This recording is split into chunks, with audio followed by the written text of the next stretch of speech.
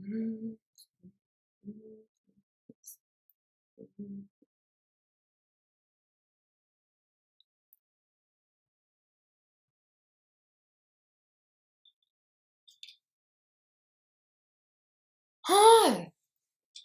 I didn't realize you were there. How are you? Hello, Hola. Privacy. Anyway, hi. So, this is my room here at the hospital. I'm not giving away which hospital it is because I know that you, yes, you, Mr. Fuckwit or Mrs. Fuckwit, I don't know, whoever it is, one of you's on Instagram, one's on Facebook. Don't know if you're the same person or not, but I just want to let you know that I love you. And I just, whatever you are going through that is making you be an absolute effing asshole, I'm really sorry from the bottom of my heart that it's happening to you. No, genuinely, because usually, as my dear friend Amanda said, hurt people. And it's true. I completely believe that.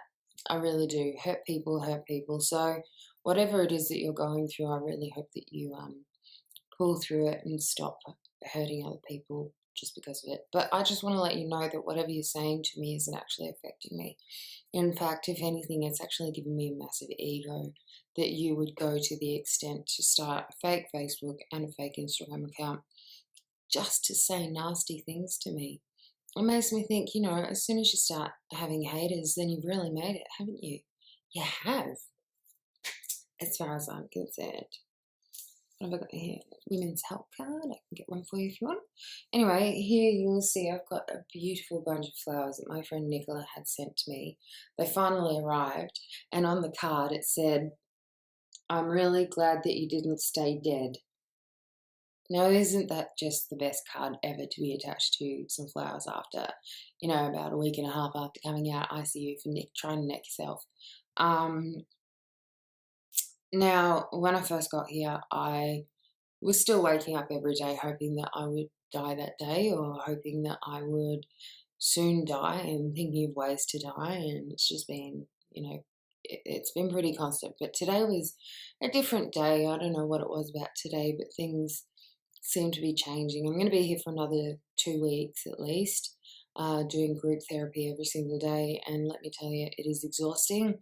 This is the first time out of every single private hospital admission that I've had where I've actually tried to work my ass off and actually engross myself in groups and share, and it is exhausting. It is so tiring, but I'm doing my best because I feel like this is the last chance that I actually have, because I don't want to have to be in that position again where I have access to something that could be lethal and take too much and just by chance not be found by my mum and leave you people and cross over. I don't believe that people who commit suicide don't cross over. I really genuinely think that everybody crosses over to a happier place, and if it does come to that, just know that I'll be at peace. But I really hope and have been hoping and praying every day that something flicks the switch and that I wake up wanting to live, and I'm getting there. Each day it's a little easier, it's a bit better. So something interesting that happened today was that I sat down with my psychiatrist's registrar. Now, for those of you who don't actually know what a registrar is, it's a doctor who is in training to be a fully qualified doctor, or in this case,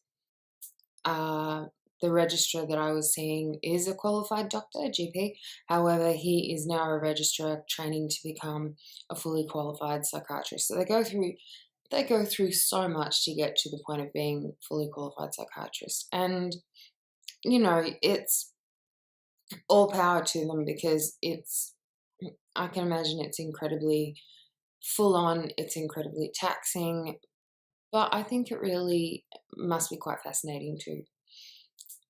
So he and I sat down outside today and had a big chat about things. Usually registrars who work for psychiatrists are basically just sent out to support certain patients who their psychiatrist that they are working for deems to just need a little bit of extra support. And I guess I have come across as one of those people. And I'm really glad that I had the chat with him today that I did, because I have constantly wanted to know why borderline personality disorder is called borderline personality disorder. And he sat down, and the way that he explained it was so simple that I thought to myself, with all of the stigma that has developed over the past 3 decades, if people knew that borderline personality disorder was defined like this, people wouldn't be running for the hills every time they heard that someone had this diagnosis. People wouldn't be, excuse me, presuming that everybody with this diagnosis is manipulative, is promiscuous, is a kleptomaniac. People wouldn't just automatically think that this is the case. It's just different traits that have been thrown around left, right, and center that have created this stigma. And people who are just, I guess, look, the world is full of different people. It takes all kinds of people to fill this world, and unfortunately, a lot of people have developed a stigma attached to borderline personality disorder. Now, the DSM is a manual which is formed, and it's basically used for legalities, and it's got every single different diagnosis, psychiatric diagnosis that you can think of in it, and lots of different editions come out all the time because there is all kinds of diagnosis being made and created at any given time, really, every year. And psychiatrists and doctors and the government and Medicare and health funds all use it basically for the legalities of things. So diagnosis with all of the symptoms and everything like that, it doesn't really mean that if you're diagnosed with this disorder that you are going to display all of these symptoms or experience all of these symptoms. So the way that the registrar explained it to me was that when it all started out, there were two groups. We had the group of people who experienced depression and anxiety and mood disorders like that, general anxiety disorder, major depression, all of that kind of stuff. And then there was another group of people who experienced psychosis or illnesses with a degree of psychosis in it due to a chemical imbalance. So you've got bipolar 1, bipolar 2, schizophrenia, schizoaffective disorder. And then they realized that there was a group of people in the middle who primarily experienced either depression and anxiety or both, or separately. And most of the time, the people in this group had experienced quite a large amount of trauma earlier on in their life. And so because of this, they developed depression, they developed anxiety, they developed all of these disorders that left them struggling quite a lot.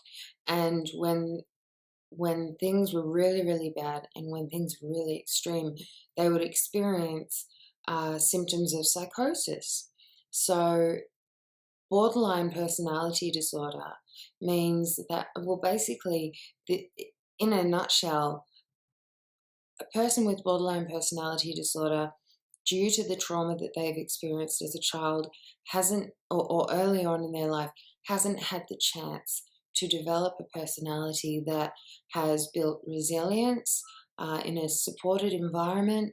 There are all kinds of factors, environmental factors, all of that kind of stuff, your family, everything. So a person who doesn't experience any of this might experience trauma like a breakup in their teens, or they might have played netball and lost like a premiership or something like that, and that is considered trauma for them. But gradually, through their life, from childhood through to this point, they've been able to develop their personality, their character, and they've been able to develop resilience, and that's generally shaped the person that they are. So a person in the middle here with borderline personality disorder hasn't had that chance just yet to be able to develop the personality that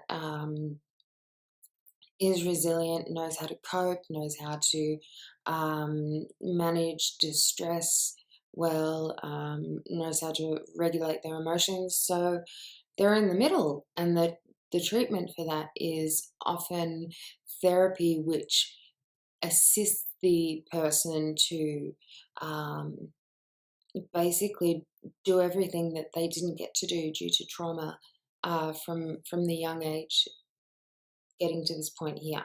So just like I did dialectic behavior therapy for a year, that was pretty much to assist me to develop my character, because I didn't have a chance to do that, and that's why I struggled so much with regulating my emotions, and struggled so much with tolerating distress. Like mountains would be created out of molehills, and a lot of the time I just didn't know how to get my needs met. But now that I have this insight, and now that I understand a lot more about borderline personality disorder and the treatment involved, I'm actually able to make some kind of progress.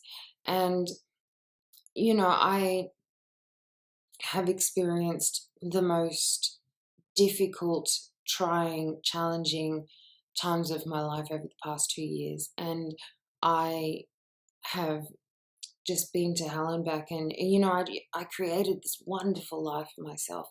And I was so happy, and I was rarely ever negative. I was so positive and happy all of the time. And I was doing things that were making me happy. And then things fell apart. And I won't go into detail about what things uh, led to that, but unfortunately, I experienced some traumas which pretty much exacerbated my borderline personality disorder, making it very, very difficult for me to function like I was. I was very independent. I needed very little assistance from my mum, um, from Mama Susie, and I got to tell you, if I didn't have that woman, I would be nobody. I wouldn't be here. She found me. I would be dead. I wouldn't be here making this video for you. So, and one thing that has stuck with me and kept me going is the fact that Mama Susie promised me, she promised me that she would never abandon me. And a lot of people with borderline personality disorder have a major fear of abandonment. And even though I still have that fear every single day, I know that she won't abandon me. And in the most extreme times where I feel like I've just put this woman through hell, and I've just said, why are you still here? Why haven't you left yet? Why are you still here? She's always said, because I promised you that I would never leave you and I would never abandon you. And I got to tell you, this woman, she saved my life. And people who are from my biological family can get angry about it as much as they want, but this woman has loved me. She has nurtured me. She has cared for me. She has driven 2.5 hours, 3 hours to pick me up when I've been in the most distressful situations in my entire life. This woman has been there every step of the way leading up to this point, and I have I will never be able to repay her, but I have made the decision. Excuse me, sorry, darlings, got a tickle in my throat. I have made the decision to move back home. I'll be moving back to Gippsland to live with mum for a little while. I want to do that. I want to be there with mum, especially now that she's getting older. And that doesn't mean to say that she's going to die in the next 5 years or anything. I just hope that I get at least another 20, 30 years with her. I hope I find somebody that I want to marry. I hope I get to have a child. I hope that I get to give her a grandchild. I hope all of these things happen. And the fact that I'm hoping these things means that there's some progress. And a week and a half ago, I woke up in ICU. I had died twice, and now I am alive, and I'm living, and I'm thinking about the future. And my psychiatrist could not be happier, because I'm hoping that all of these things would happen. And I know that they will happen if I continue working really, really hard. Now, I have to go now, but I want to tell you that I really, really love you, and I'm hoping that I can perhaps do some more update videos while I'm here. I'm going to be here for another 2 weeks. Uh, I appreciate all of you offering to come and visit me. You know what? It really just makes me feel so loved. However, I am not really allowed to have that many visitors because my psychiatrist wants me to focus on my recovery as much as possible. But I do plan to absolutely spend as much time as possible with you when I am out of hospital and able to do so. So at the moment, even immediate family visits are limited just so that I can focus on getting better. And I completely understand that. But please write to me, send me messages, um, send me letters. If you send me a personal message. I will give you the details of where you can send these letters to because I would love to receive them. While I'm in here, your love and support is what's keeping me going as well. I got mama, I got my brilliant psychiatrist, finally found a psychiatrist that I absolutely adore and feel nurtured by and really feel that has my best interest at heart. And I am over the moon about that. And, it's bringing me closer to my siblings, and I would love nothing more than to have a better relationship with them because I love them so much. And my father, my goodness, my father is an absolute blessing as well. And I hope that he and I can make a video for you next time he visits because we all know that my dad loves being a dad, and so do I with him. So until I talk to you next, put on my cat's eye glasses, get back to my mindfulness, and send you some peace. Mwah. I love you so much.